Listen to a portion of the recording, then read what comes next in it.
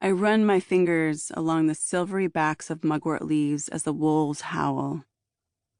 It's late September, harvest season, and the untamed land at the Wolf Conservation Center in South Salem, New York, is lush with tall perennials, blooming goldenrod, and carpets of diverse ground cover. Hours slip away as I study the unique shapes, textures, and colors of plants like chickweed, violet, mugwort, lobelia, burdock, and mullein, whose hair on their fuzzy leaves, like the cilia in a respiratory system, protect them from harsh and drying winds. The study and practice of herbalism has lifted a veil that stood between me and the natural world. Land that was once just a wash of green is now vivid, animate, and full of wonder for me. As I crouch among the plants, I put a mugwort leaf in my mouth to taste the familiar bitterness of her spear-like leaves. This fierce plant thrives among the wolves, and like Artemis, guards the boundary between the wild and the domesticated. I exchange breath with the plants, grateful for all they have helped me heal. Breathing was a struggle for the first 20 years of my life. Diagnosed with severe asthma at age 2, I learned that my lungs were weak and unpredictable. My inhaler, my lifeline, was with me at all times. If I couldn't find it, I panicked.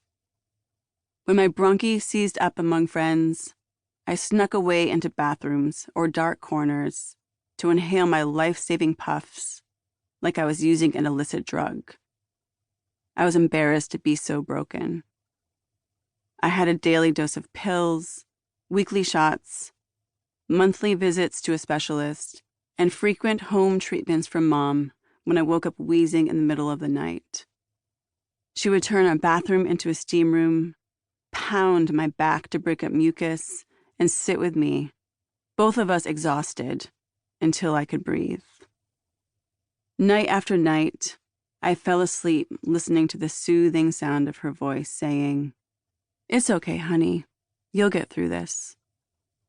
Out of school for weeks, and sometimes months at a time, I grew comfortable being alone.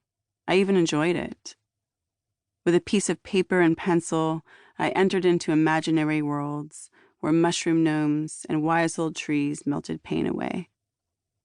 We lived in a green duplex in western Massachusetts with 2 beloved dogs, 1 Newfoundland and 1 terrier, until I was 12 years old. The Mill River Conservation Area was just beyond our backyard. Wild raspberry bushes surrounded the perimeter of the forest, and at the far end, a narrow doorway between their dense thicket of thorns led to a world of woodland trails, brooks, and mysterious creatures.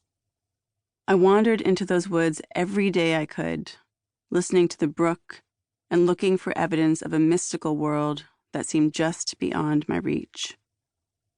At dusk, I called to the bats living nearby with high-pitched clicks and squeaks as they swooped down and circled above me. Who knows what made me think it would be a good idea to call bats, but I've always had a special place in my heart for liminal realms and misunderstood creatures.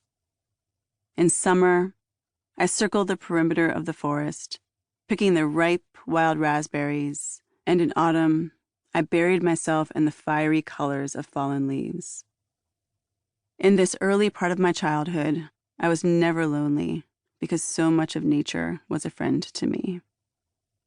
What I didn't know then was that mugwort grew in and around the forest in western Massachusetts. I wouldn't work with this wild, bitter medicine until I was living in Brooklyn, New York, 15 years after a car accident I suffered in high school shattered me. When my spine and neck fractured in the accident, it was as though I was cracked open and trauma I'd been stuffing inside my body subconsciously through my childhood was released all at once.